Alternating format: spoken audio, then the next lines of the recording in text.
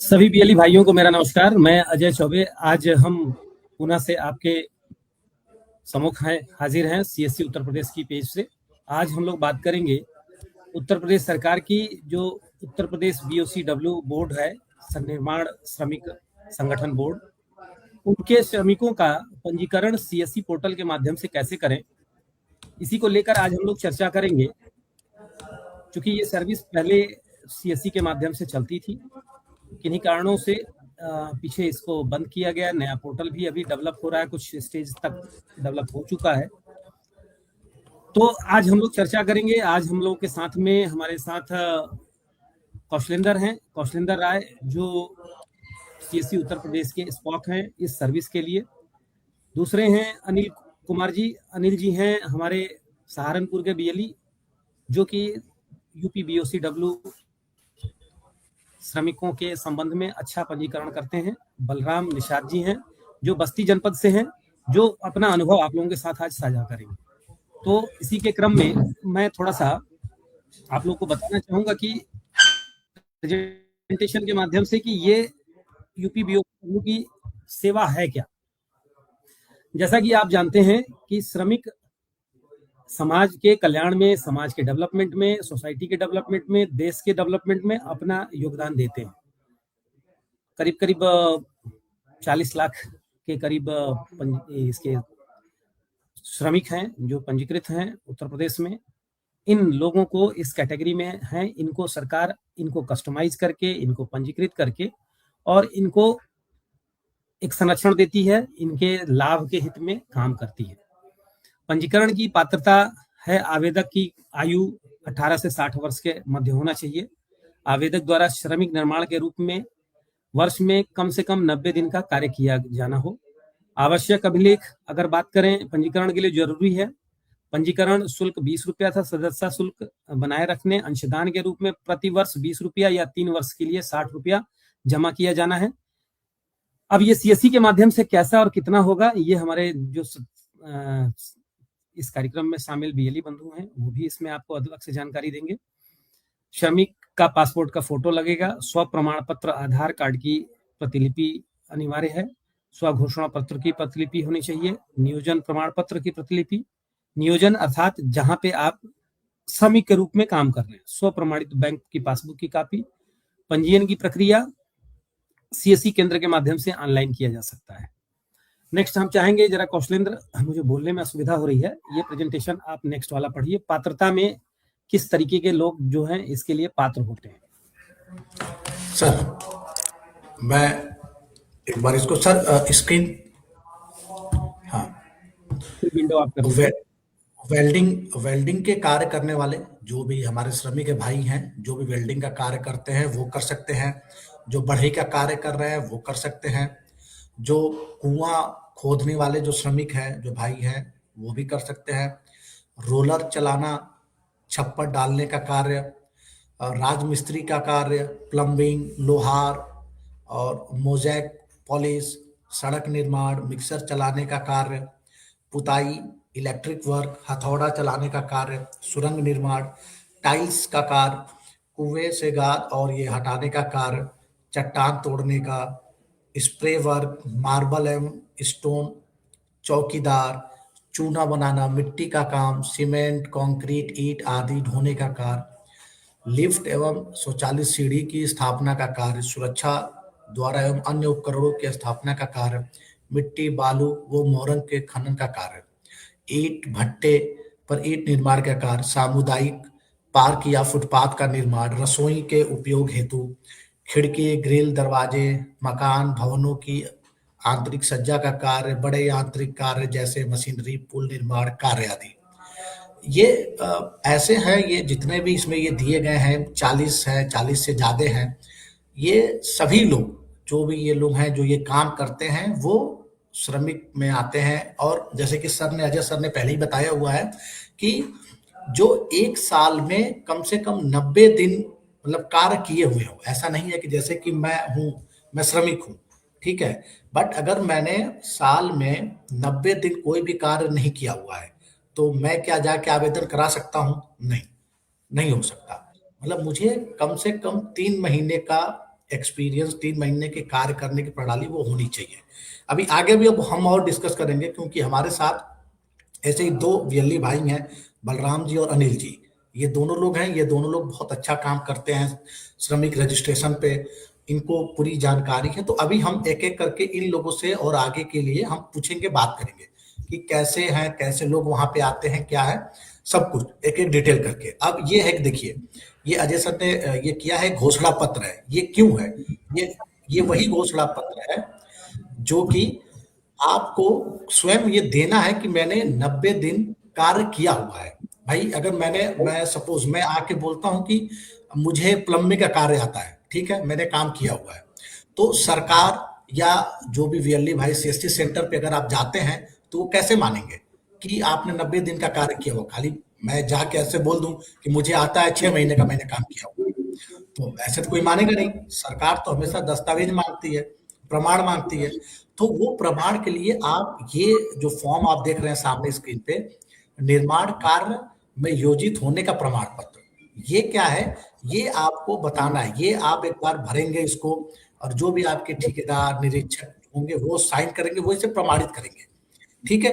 और इसे आप ले जाके सीएससी सेंटर पे जब दिखाओगे, तब ये माना जाएगा कि आपने 6 महीने, 3 महीने, 4 महीने काम किया हुआ है। कम से कम 3 महीने काम करना चाहिए। मतलब 1 साल में मिनिमम 3 महीने है। अगर आपने 2 महीने किया है, तब भी आप श्रमिक में नहीं काउंट होंगे। आप फिर आपका पंजीकरण नहीं होगा।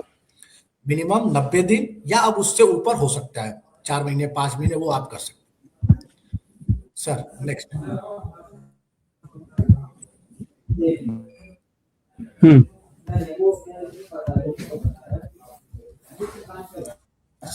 सर हाँ, ये योजना है। ये योजना जो है कि आप यहाँ पे ये बताई गई है योजना। हाँ, आपको दिख रहा है योजना?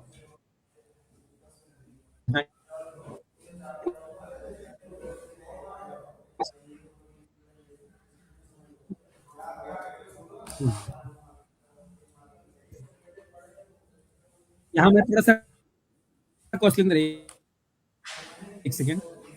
अब जैसे बहुत ठीक है,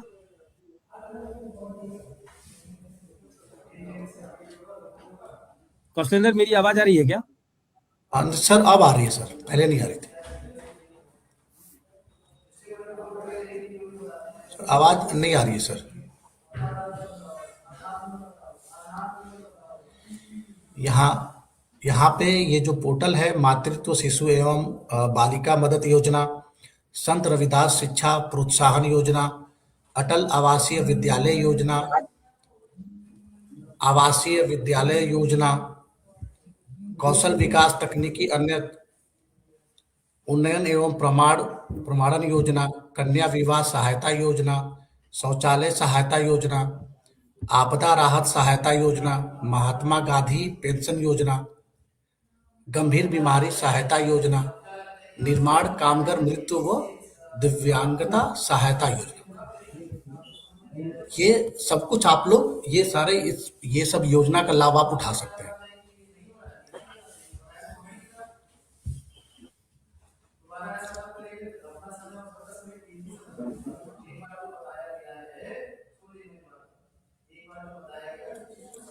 अ, अनिल जी, आप अनम्यूट कर सकते हैं क्या?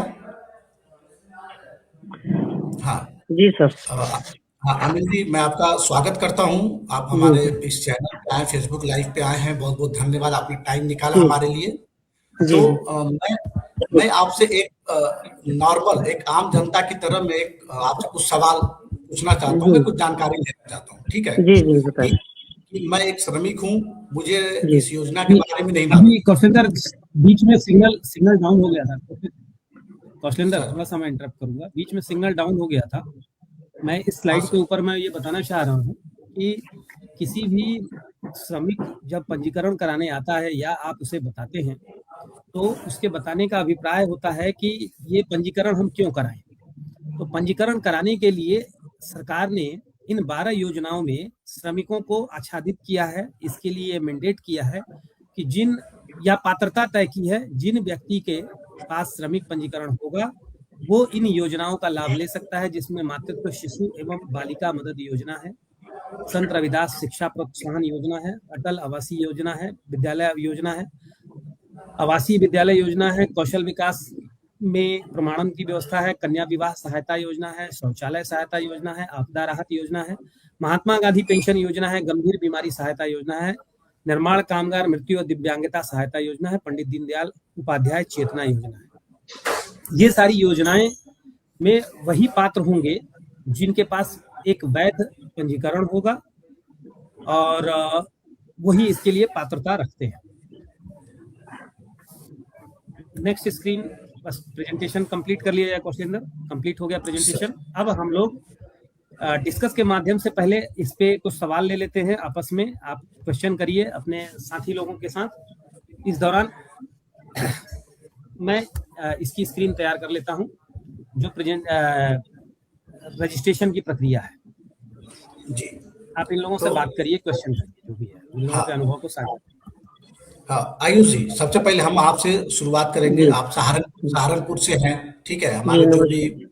बीएलई भाई हैं, भाई बहन हैं, जो भी देख रहे हैं, तो जी अच्छा, आप थोड़ा-सा ये बता सकते हैं कि आपके यहाँ, जहाँ पे आप हैं, वहाँ जी पे श्रमिक आते हैं, उनका मतलब क्या सोच के आते हैं, या वो आते भी हैं कि नहीं, उन्हें इस योजना के बारे में मालूम है या नहीं मालूम है?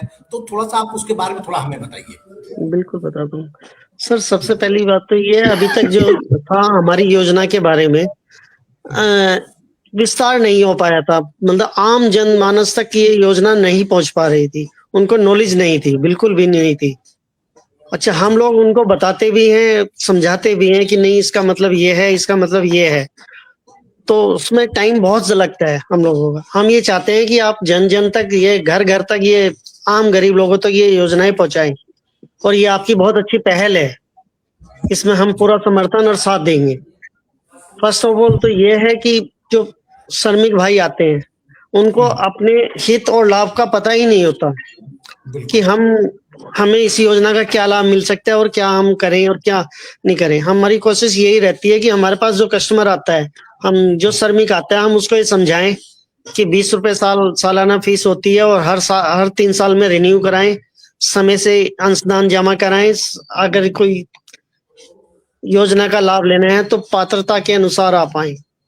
हमारी कोशिश ये रहती है, हम लोग जो पंजीकरण करें, हम सिर्फ और सिर्फ गरीबों का करें, किसी ऐसे लोगों का पंजीकरण हम लोग नहीं करते। ना हम अपने क्राइटेरिया में रखते हैं कि जिनके पास 2 जमीन हो, जायदाद हो, उनका बहुत लोग आते हैं हमारे पास भी ऐसे कराने के लिए। अच्छा, लेकिन हमारी कोशिश ये है गरीब से गरीब के पास ये लाभ पहुंचे और उनको मिले। हाँ, इसमें मतलब आपको आपको अपने लेवल पे थोड़ा-सा ये देखना होगा कि जो श्रमिक आ रहा है वो वास्तव में श्रमिक है, या सिर्फ इस योजना के लाभ लेने के लिए और भी लोग, हर वर्ग के लोग आ रहे हैं आपके पास। देखिए, मैं आपको सच बात बताऊं तो करीब करीब करीब 70% तो श्रमिक ही है। कुछ ऐसे बने हुए हैं पंजीकरण जिनका छटनी होना बहुत जरूरी है। वो जांच का विषय है कि वो इस पात्रता की श्रेणी में आते हैं या नहीं आते हैं। ये आप अपने स्तर से तय करेंगे कि भाई इसको क्या करा जाए, क्योंकि हम लोगों के पास तो आते हैं भाई, हमारी ये फीस जमा होनी है, सिंपल साधारण कपड़ों में आए हैं, मजदूरी प्रमाण पत्र लेके आए, देखिए हमें तो जो पात्रता चाहिए अनिल हम जी, लोग अनिल जी, लेते हैं। अनिल जी, जी जी अनिल बताइए। जी, मैं यहाँ पे कुछ कहना चाहूंगा। जी एज अ वीएलई होने की हैसियत से जी प्रथम दृष्टया किसी भी दस्तावेज की प्रथम समीक्षा आपके माध्यम से की जाती है। पीछे भी जी सीएससी में ये कार्यक्रम के ऊपर कुछ डंप किया गया था या कुछ गलत लोग भी इसमें आ गए थे। तो जी नेचर आपका हमेशा से ऐसा होना चाहिए कि दस्तावेजों का निरीक्षण, फिजिकल दस्तावेजों का निरीक्षण आपके स्तर से प्राथमिक तौर पे किया जाना अनिवार्य है। संदेह की स्थिति में आप उन्हें मना करें। रजिस्ट्रेशन शुल्क आपको लिया जाना, चूंकि सरकार का आप एक तरीके से मुखपत्र हैं। प्रथम तौर पे आप ही सरकार के प्राइमरी विंडो हैं, सरकार के पास आने का रास्ता है। तो ये सीएससी अपेक्षा करती है आप सभी से कि जब भी किसी भी, ये सिर्फ बीओसीडब्ल्यू की ही बात नहीं है, किसी भी सेवा में जब भी आप इस पे अमल में लाएं, दस्तावेज का जब डिजिटलीकरण करें, तो डिजिटलीकरण करते समय प्राथमिक तौर पे आप अपने की जांच करें कि वो देखने मात्र से, देखिए जांचने के लिए तमाम विकल्प दिए गए हैं विभागों के द्वारा, लेकिन जहां नहीं भी है तो प्राथमिक तौर पे, चूंकि आपके पास क्षेत्रीय लोग आते हैं, ऐसा एहसास किया जाता है, ऐसा महसूस किया जाता है कि आपके पास क्षेत्रीय लोग आते हैं और क्षेत्रीय लोग आ रहे हैं, तो उम्मीद यही की जाती है कि आप उनके बारे में व्यक्तिगत तौर पे भी जानते हो। अलग बात है कि ग्रामीण क्षेत्र के लोग शहरों में आ जाते हैं और शहर के बीएलई उनको जानते पहचानते नहीं है, इस वजह से बहुत सारी चीजें वेरीफाई नहीं की जा सकती। किंतु अपने स्तर से ये सारे बीएलई की ड्यूटी है, दायित्व है कि वो पहले डॉक्यूमेंट को अपने स्तर से जांचें परखें, क्योंकि कोई भी गलत अगर दस्तावेज की एंट्री हो जाती है आपके माध्यम से, तो कहीं ना कहीं हम जिम्मेदारी से पल्ला नहीं झाड़ सकते। शुरुआती एंट्री हम ही करते हैं, तो हमारा ये होना चाहिए कि दस्तावेजों में कोई फोर्जरी ना हो, हेर फेर ना हो। इसीलिए सीएससी के माध्यम से इन दिनों में गंभीर रूप से एक गहन निरीक्षण करवाया जा रहा है सीएससी केंद्रों का, पुलिस सत्यापन कराया जा रहा है कि कोई भी बीएलई जो वास्तविक रूप से काम करने वाले हैं उनके ऊपर किसी प्रकार की कदाचार का आक्षेप न लगे, न ही सीएससी संस्था के ऊपर लगे। इसलिए ये जरूरी है कि दस्तावेजों का निरीक्षण बेहतर ढंग से करें, क्योंकि आप वर्षों से इस फील्ड में काम कर रहे हैं आप लोग, तो आप लोगों को इतना अनुभव तो हो ही जाता है कि कौन व्यक्ति पात्र है और कौन व्यक्ति नहीं है। नहीं होने की स्थिति में और अपना सर्विस चार्ज लेने की वजह से आप सिर्फ आवेदन न करें, ये हमारी एक महती जिम्मेदारी है। अनिल जी, बलराम निषाद जी जो हैं ये बस्ती के बीएलई हैं और ये बीएलई हैं 2008 के जमाने से, 2008 से बीएलई हैं, सरकार की सेवा कर रहे हैं। व्यक्तिगत तौर पर मैं इन्हें जानता भी हूं। तो हम लोगों को ये सरकार के प्रति जवाबदेह होते हुए जिम्मेदारी के साथ काम करना, ये होना चाहिए। और पात्रता की जहां तक अपने आप में व्यक्ति को जिम्मेदारी तय करता है कि मैं स्वयं घोषणा करता हूं कि मैं इस कार्य के लिए पात्र हूं, मैंने ये कार्य किया है, 90 दिनों तक, न्यूनतम 1 वर्ष की अवधि में 90 दिन का कार्य किया है। उसके साथ लगने वाले राशन कार्ड या आधार कार्ड है तो ओटीपी मंगा के आप चेक कर सकते हैं कि आधार कार्ड आदमी का व्यक्तिगत वैलिड है कि नहीं। अब तो ओटीपी की भी व्यवस्था हो गई है, पहले पंजीकरण में ये व्यवस्था नहीं थी, तो ये जरूरी किया गया है चूंकि पात्र लोगों को। और देखिए सबसे ज्यादा क्या है कि साइबर क्राइम उसी कदर बढ़ रहा है जिस तरह से साइबर सिक्योरिटी बढ़ रही है, तो हमें बहुत ज्यादा जागरूक रहना है और लोगों को जागरूकता पैदा करनी है, देनी है। तो ये सब चीजों का हमेशा ध्यान रखा जाए। आगे मेरा बलराम जी अब आपसे सवाल होगा, अनम्यूट करके बताइएगा कि इस सेवा से एक बीएलई को कितना लाभ हो सकता है, आवेदन शुल्क क्या है बीएलई को, और साथ में एक आवेदन के साथ लगने वाले दस्तावेज क्या क्या होते हैं, इसके बारे में बताएं।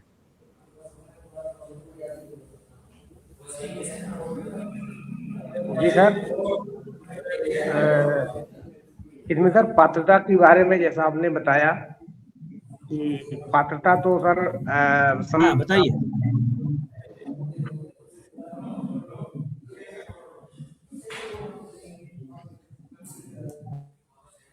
में 18 साल से 60 साल 60 साल के बीच में होनी चाहिए, और एजुकेशन जो भी हो मतलब नहीं। लेकिन श्रमिक लगभग हमारे उसमें लगभग 70% लोग श्रमिक ही हैं।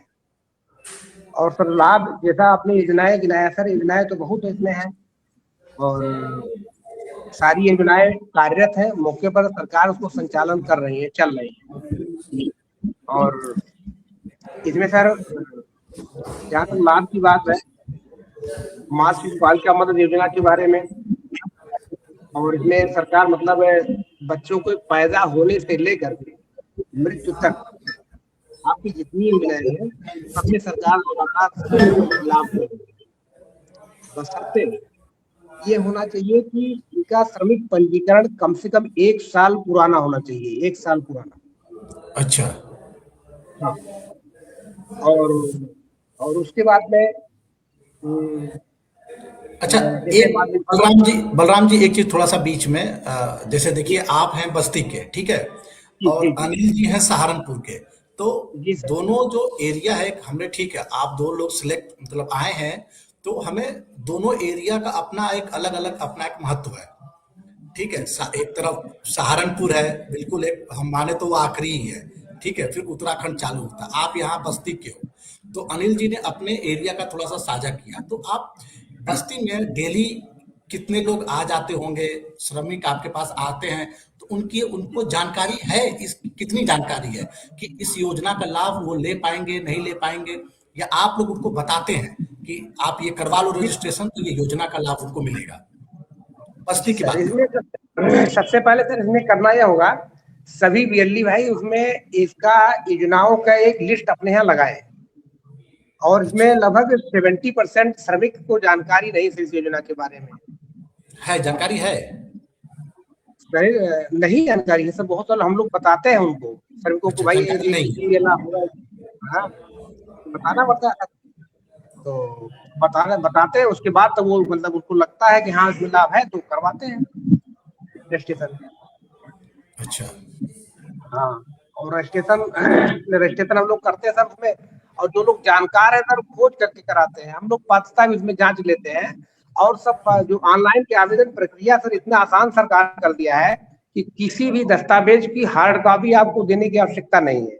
कस्टमर कुछ ना लेकर के आए, केवल आधार कार्ड और बैंक पासबुक लेकर आए, उसमें कुछ स्कैन भी नहीं करना पड़ेगा। अच्छा, तो अगर ये देखा डिटेल जाए और तो नामनी डिटेल सब कुछ डालेंगे, बैंक खाता नंबर डालेंगे, और लास्ट में घोषणा पत्र भरा जाएगा उसमें, और घोषणा पत्र भर के सबमिट कर देंगे, हमारे पोर्टल से फीस कटेगा, तुरंत ऑनलाइन उनको एक पंजीयन संख्या जारी हो जाएगी। तो अगर ये देखा जाए कि तो पब्लिक को जानकारी कम है कि श्रमिक भी है, तो इससे क्या क्या लाभ है, क्या क्या योजना है, जानकारी थोड़ा कम है। जी बहुत कम है सर, हम जानते हैं जानकारी कम है। हाँ, अवेयरनेस देखिए सर, करने की जरूरत है। अवेयरनेस करने की जरूरत बिल्कुल बिल्कुल अवेयरनेस होना जरूरी है। ठीक। अजय सर, कुछ आपका कोई सवाल सर, कोई महत्वपूर्ण कुछ जानकारी जो आप देना चाह रहे हैं?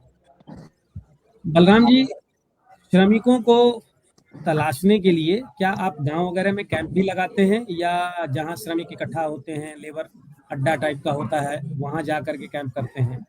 विभागों से किस तरीके नहीं से सर, आपको सहयोग दिया जाता है? तो विभागों सर में इसमें किससे एक्चुअल में संपर्क हम लोग, करते हैं कि ताकि हाँ आपका सर काम इसमें स्मूथ एक्चुअल में हो? हम लोग गाँव में जो क्या परिचित होते हैं उनके घर हार्ड कभी कॉपी कभी क्या ले विजिट जानी करते है जाते आपको हैं, वापस जमा वहाँ दो चार करनी है? लोगों को बैठ करके, वहाँ दो चार लोग बैठ के चर्चा करते हैं इसकी, और जो दो चार लोग लाभ पाते हैं उसमें सर, लाभ पा जाते हैं। जैसे शादी अनुदान हुआ, शादी अनुदान में सरकार 1 लाख रुपए, सामूहिक शादी में 1 लाख दे रही है, और इसमें मतलब शादी का अभी समय चल रहा, सीजन चल रहा था, तो और उसमें मतलब 65,000 55,000 से 65,000 कर दी है, और लड़की पैदा होने पर मतलब इस समय मतलब 57,000 दे रही है, 57,000 58,000, तो काफी पैसे सरकार दे रही है सर। जब एक लोग जो पा जाते हैं जिस गांव में सर, ऑटोमेटिक लोग जागरूक हो जाते हैं उसमें कि तुमको कैसे मिला, आपको कैसे मिला, फिर वो सारे लोग भागते खुद चले आते हैं दुकान पर सर।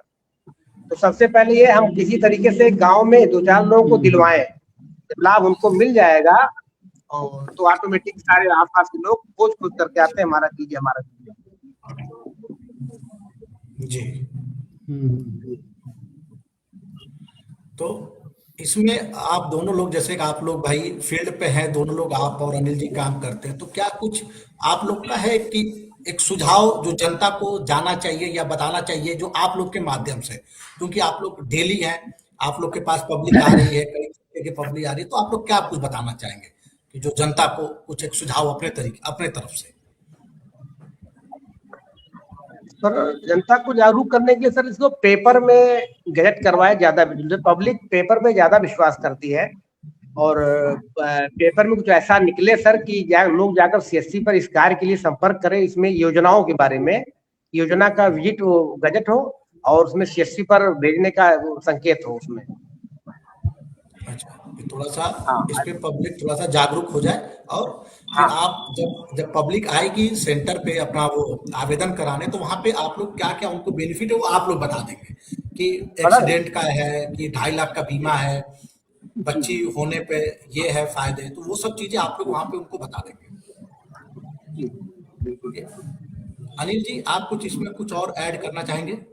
बिल्कुल सर, मैं कहना चाहूंगा कि अभी जो फिलहाल सरकार की योजना चल रही है, कन्या विवाह अनुदान योजना, जी।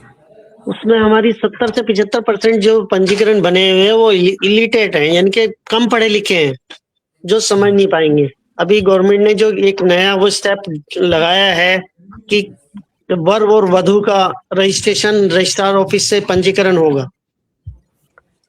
उसके जी। बिना आप ऑनलाइन नहीं कर सकते। उसमें आम जनता को, जिनके परेशान है, बहुत परेशानियों का सामना करना पड़ रहा है, बहुत ज्यादा परेशानियों का सामना करना पड़ रहा है।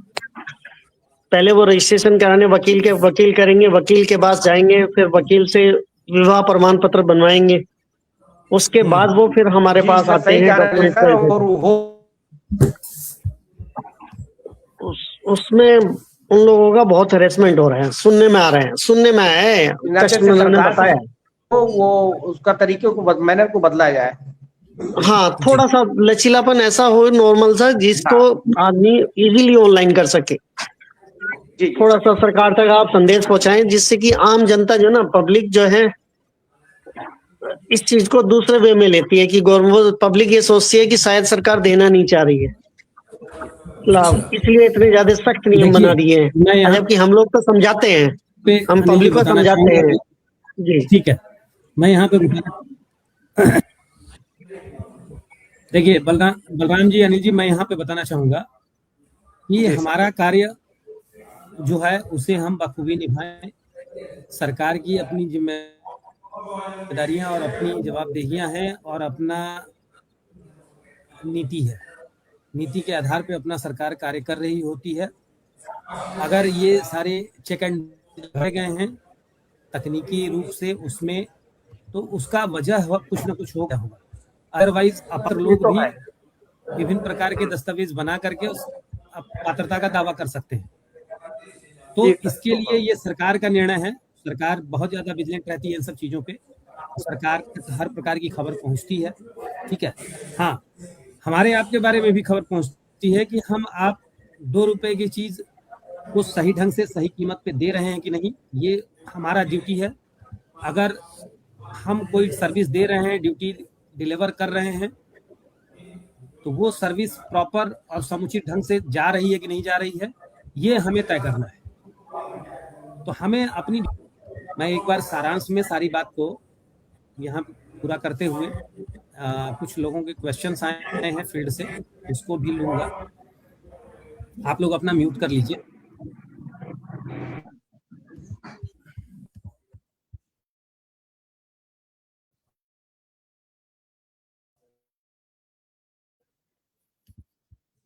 सारांश में यही है कि हम सभी पे सन्निर्माण श्रमिक बोर्ड के अंतर्गत श्रमिकों के पंजीकरण की व्यवस्था की गई है और आने वाले दिनों में हम लोग प्रयासरत हैं कि अभी हम सिर्फ श्रमिक पंजीकरण और उनका अंशदान ही ले रहे हैं। आने वाले दिनों में हम लोग ये 12 स्कीमों के आवेदन में भी कार्य करने की स्थिति में होंगे। नया पोर्टल बन रहा है, नया पोर्टल शीघ्र ही हमारे साथ अलाइन कर दिया जाएगा।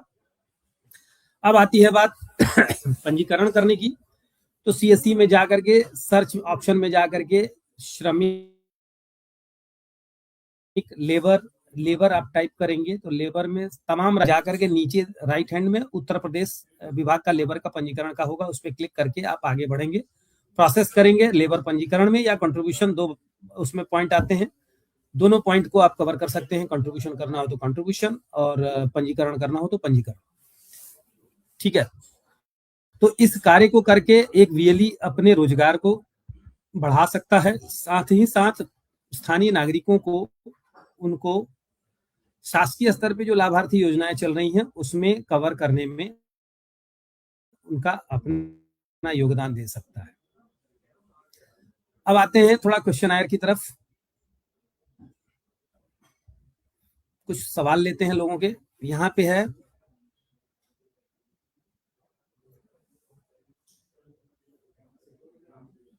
ये कुछ सिस्टम से अलग उनका कुछ एस्ट्रोलॉजी और सर ये अलग है के सर। लिए, इस पे अलग से हम बात करेंगे सर आपसे।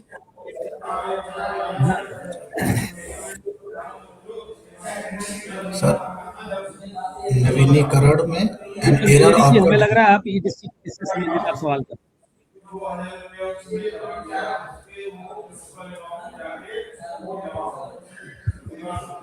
हाँ, ये प्रश्न सज्जा कौशलेंद्र आप नोट कर लीजिए कि सीएससी में कुछ एक्सेस नहीं दिया गया है, जैसे किसी लेबर का नाम आधार कार्ड के हिसाब से और जन्मतिथि आधार कार्ड के हिसाब से एडिट किया जा सके। तो मैं ये मैं अपना फीडबैक दूंगा नए पोर्टल में, ये ऑप्शन आप लोगों के साथ आ जाएगा तो अच्छा होगा। इससे आप लोग प्राइमरी लेवल पे ही आवेदन को सुधार करने में अपना योगदान दे सकते हैं।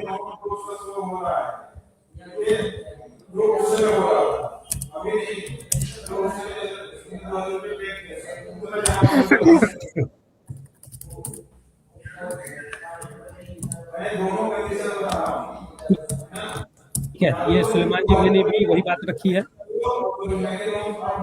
संदीप कुमार जी, सीएससी में सारी योजनाएं आवेदन करने का भी ऑप्शन नहीं है, ये इस ऑप्शन के संबंध में सरकार काम कर रही है, नया पोर्टल बन रहा है, उसके बाद सीएससी के माध्यम से ये ऑप्शन शुरू कर दिए जाएंगे।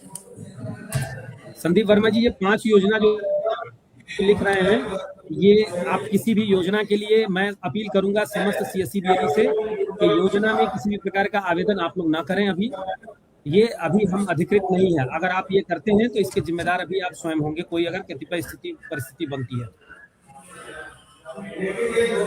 ये क्या लिखा है सर जी, किस एज 5 साल हो गया है, तो जब एज बता दिया गया है 18 से 60, तो फिर इनको मत रखें।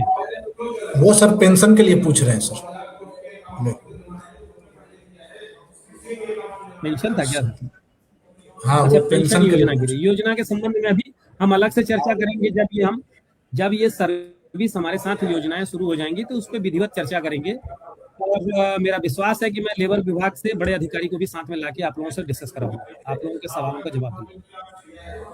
मैं निवेदन करूंगा, वो निश्चित ही आएंगे। सर, नियोजन प्रमाण पत्र की आवश्यकता को सरल बनाया जाए। नहीं, ये बिल्कुल आवश्यकता है ना। कैसे ये सिद्ध होगा कि आप सेवा योजन में हैं, कहीं पे आप काम से जुड़े हुए हैं? आपका ये कहना है मोहम्मद रिजवान जी। सर, मोबाइल नंबर भी करेक्शन नहीं हो रहा है। मैंने बताया ये करेक्शन का ऑप्शन हम लोग डिस्कस करते हैं एक बार, कि इसमें आप लोगों का फीडबैक है तो निश्चित ही आगे भेजना चाहिए।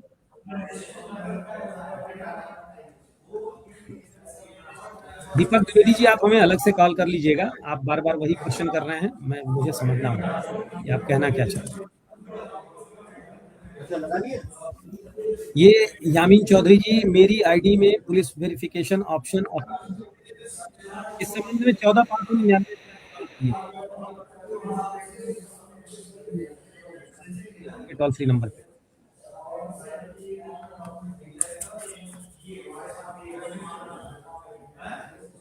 अच्छा, मैं इस सर्विस से संबंधित हम अपने प्रतिनिधि मिस्टर कौशलेंद्र राय का नंबर आप लोगों के साथ साझा कर रहे हैं, जिसके बारे में आप इनसे स्वयं संपर्क करके अन्य जानकारी आगे भी प्राप्त करते रहें। नीचे ये ट्रेलिंग हो रही है इनका नंबर और मेल आईडी।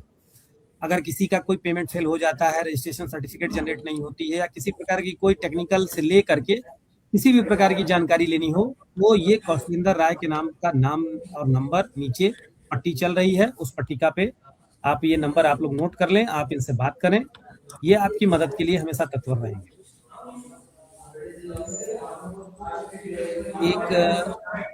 हाँ, ये लिख रहे हैं सर, श्रमिक नवीनीकरण में ये समस्या आ रही है। ओके दीपक द्विवेदी जी, आप कौशलेंद्र राय को जो समस्या आ रही है इस मेल आईडी पे आप भेज दीजिएगा, और इसको हम बैकएंड से चेक कराते हैं। बैकएंड से मैं इसे चेक कराता हूं कि क्या समस्या है।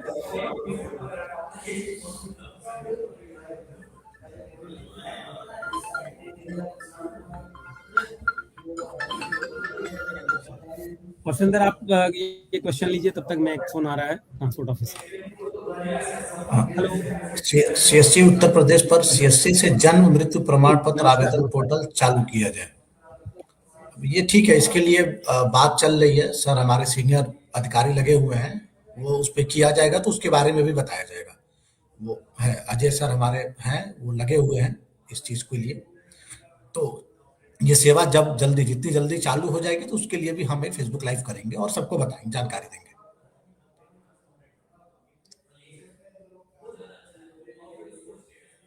एक बार किसी श्रमिक का आवेदन कभी रिजेक्ट हुआ है तो आवेदन या संशोधन नहीं होता है, इसका क्या सॉल्यूशन है महोदय? अनिल जी या ये कौन, ये थोड़ा सा बताएगा क्या कोई इसके बारे में? ठीक है जी सर, बताएं। हाँ अनिल जी, थोड़ा इस सवाल का आप जवाब दीजिए इसका। जी बताइए। एक बार किसी श्रमिक का आवेदन कभी रिजेक्ट हुआ है तो आवेदन या संशोधन नहीं होता है, इसका क्या, फिर दोबारा वो कैसे करेगा?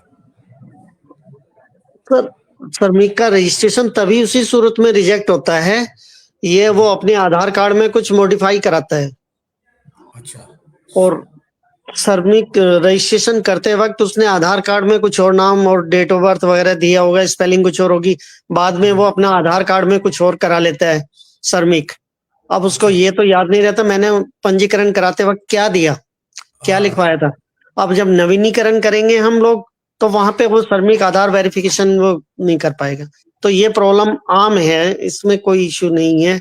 ये बस हम लोग अवेयरनेस करते हैं, हम लोग श्रमिक को बताते हैं कि अगर आप कोई अपने आधार में कुछ में कोई करेक्शन कराए, बहुत केयरफुली कराएं, एक ही बार सोच के कराएं, जिससे कि बार बार आपको चेंज नहीं कराना पड़े। फिर एप्लीकेशन के माध्यम से, हमारे यहाँ तो ये सिस्टम है, एप्लीकेशन के माध्यम से डीएलसी मैडम बहुत अच्छे से काम कर रही है और बहुत अच्छे से कर रही है। जल्दी रिमूव कर देते हैं वो लोग, ठीक कर देते हैं, 2-3 दिन 4 दिन में हो जाता है। अच्छा, या तो फिर अपना आधार पहले अपडेट करा ले, तब श्रमिक पंजीकरण करवाएं। हाँ जी, हाँ जी, हाँ जी, हाँ जी, बिल्कुल बिल्कुल। आधार में डेट ऑफ बर्थ, नाम, स्पेलिंग और वो सब, फोन नंबर वगैरह सब ओके कराने के बाद ही श्रमिक पंजीकरण कराएगा, तो उसको कोई प्रॉब्लम कभी नहीं आएगी किसी किस्म की। जी ठीक है। समय से अपना अंशदान निश्चित करे, जमा कराने का समय से अपना वो भरे, समय से अपना ईमानदारी से काम करे, तो सब कुछ ओके होगा, कोई ऐसी कोई दिक्कत नहीं है।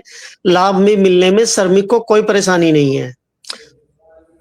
जी सर, अगला सवाल। कोई ऐसी कोई दिक्कत नहीं आएगी सर, किसी भी किस्म की।